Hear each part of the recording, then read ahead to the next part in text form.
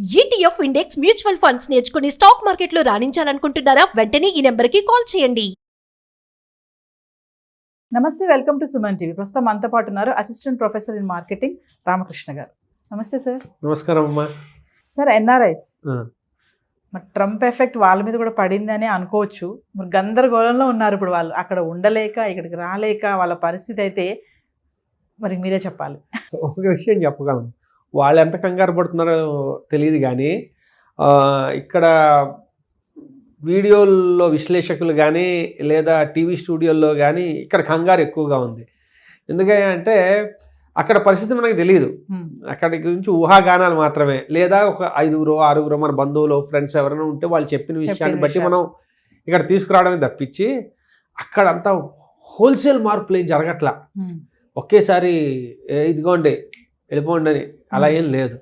ఎప్పుడో ఉగాండాలో ఉండే ఇది అమీన్ అని ఒక ఆయన ప్రెసిడెంట్ అయ్యాడు. అయిన తర్వాత వాళ్ళకి మొత్తం భారతీయులందరికీ హోల్సేల్గా తాకీదు ఇచ్చాడు. ఏం లేదు, ఇంక మీరు తట్టాబుట్టా సర్దుకుని వెళ్ళిపోవాలి, ఉన్నట్టుగా అమ్ముకుని లేకపోతే వదిలేసుకుని పారిపోయారు. ఇది జరిగింది. అవి ఆయన ఇది అమీన్ అంటే డిక్టేటరు ఆ టైంలో వాళ్ళకి చెల్లింది. ఇప్పుడు అలాంటి ఆలోచనలు కానీ అలాంటివి జరుగుతాయని కానీ మనం అనుకోవడానికి లేదు. ఒకటి. రెండోది, భారతదేశంతో సంబంధాలు సత్సంబంధాలు కొంతలో కొంత మెరుగ్గా ఉంచుకోవాలనే ఉద్దేశం ట్రంప్కి ఉంది. ట్రంప్ చెప్తూ ఉంటాడు, ఒక్కొక్క దేశం మీద ఆయనకు ఒక రకమైన భావన ఉంది. ఆయన అందులో చెప్పేది ఏంటంటే భారతదేశం అట్లీస్ట్ మొహం మీద చక్కగా మాట్లాడుతుంది, వాళ్ళు చేయాలనుకున్నది చాలా సీరియస్గా ఉంటారు, కానీ అట్లీస్ట్ మనకి ఇది మన సంబంధాలు అయితే బాగానే ఉంటాయని అంటాడు. అదొకటి. రెండోది ఏంటంటే ఆయన ఆల్వేస్ ప్రో బిజినెస్. ఒక బిజినెస్ బాగా అభివృద్ధి చెందాలి. ఆయన ఎప్పుడు అనేది ఏంటి, అమెరికా తాలూకు బిజినెస్ బాగా జరగాలని కోరుకుంటూ ఉంటాడు. అంతే తప్పించేసి ఇంకే రకమైన డిస్ట్రక్టివ్ థాట్ ప్రాసెస్ లేవు ఆయనవన్నీ. ఏంటంటే మేక్ అమెరికా గ్రేట్ అగైన్, అమెరికాని మళ్ళీ గొప్ప దేశంగా మార్చాలి. ఆ మార్చడానికి ఏమేం చేయాలి? మొదటిది, అక్రమంగా వచ్చే వాళ్ళని ఆపు, వాళ్ళని తన్ని పంపించేసేయి. 2, లోకల్గా ఉండే ఇండస్ట్రీస్ని బాగా సపోర్ట్ చెయ్యి, లోకల్గా ఉండే జనాలకి ఎంప్లాయ్మెంట్ ప్రసాదించు. 3, బయట ఏమైనా మ్యానుఫ్యాక్చరింగ్ ఇలాంటివన్నీ బయటకు వెళ్ళిపోతే మళ్ళీ వాళ్ళని ఎంకరేజ్ చేసి లోపలికి తీసుకురా. లేదు, బయట నుంచి భారీ స్థాయిలో డంపింగ్ ఎవరైనా చేస్తున్నారు. ఇప్పుడు చైనా ఉంది, భారీ స్థాయిలో మ్యానుఫ్యాక్చరింగ్ చేసేసి అమెరికాకి చాలా డంపింగ్ చేస్తుంది అనుకోండి, అది ఆపు. ఇలాంటివి ఆయన ధోరణి. కాబట్టి ఇప్పుడు ఆయన మన పంపించేస్తే హోల్సేల్గా ఎన్ఆర్ఐల్ని, అక్కడ వాళ్ళ బిజినెస్ దెబ్బతింటుంది కదా. మనం అనేసుకుంటాం ఇదిగో వీళ్ళందరినీ పంపించేస్తారని. పంపించేస్తే ఎవరున్నారు చేయడానికి? ఇదేమీ దాన్ని ఏమంటారు, ఇటుక కాదు కదా, ఈ ఇటుక తీసేసి నేను ఇంకో ఇటుక పెట్టేస్తానని.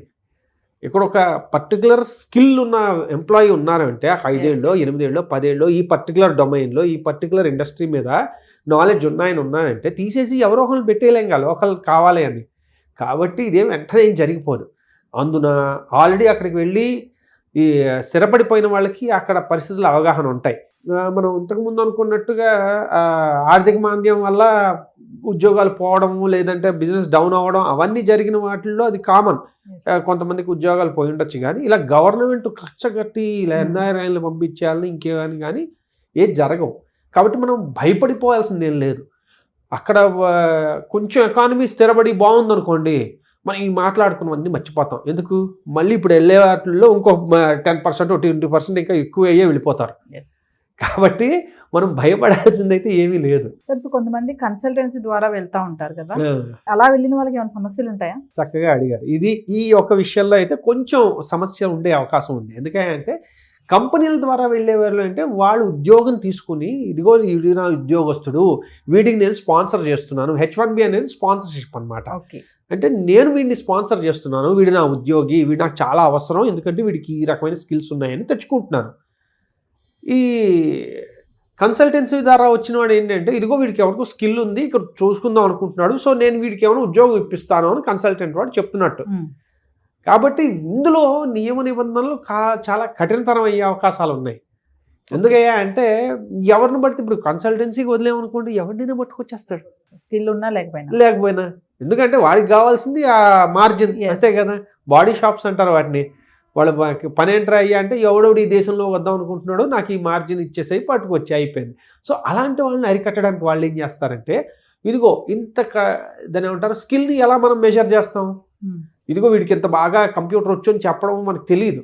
ప్రతి వాడిని కూర్చోబెట్టి వీడు టెస్ట్ చేయలేడు. అందుకని ఏం చేస్తాడంటే వీడికి మినిమం ఇంత శాలరీ కన్నా తక్కువైతే వీళ్ళకి H1Bకి అర్హత లేదు అన్నారు అనుకోండి, ఊరికే ఎవరినో పిలిచి $150,000 $180,000 ఇవ్వం కదా, సంవత్సరానికి అది ఇవ్వాలి అంటే వాడికి నిజంగా అర్హత ఉండాలి. అంటే ఏమంటున్నారు ఇక్కడ మనం మెసేజ్ని 2 రకాల మెసేజ్లు ఉన్నాయి. ఒకటి ఎవడు పడితే వాడు వద్దు అని కట్ చేయడం ఒకటైతే, 2 నిజంగా బాగా హైలీ స్కిల్డ్ వాళ్ళు ఈ దేశానికి అవసరం, వాళ్ళు మాత్రం రావాలి అంటున్నారు. అది ప్రో బిజినెస్ని చాలా అభివృద్ధి పరచడానికో దేశాన్ని అభివృద్ధి పరిచే ఆలోచనలనే ఉన్నాయి. కాబట్టి అది వాళ్ళ ఆలోచన ధోరణి. కాబట్టి కన్సల్టెన్సీ ద్వారా వెళ్ళే వాళ్ళకి ఏమైనా ఉంది అంటే ఆల్రెడీ అది వీసా అనేది లాటరీ అయింది. అది కాకుండా వీళ్ళ ద్వారా వెళ్ళేదానికి ఈ రకమైన నిబంధనలు పెట్టడం వల్ల ఏమవుతుందంటే ఓవరాల్గా ఇక్కడి నుంచి అంత సులువు కాదు వెళ్ళడం.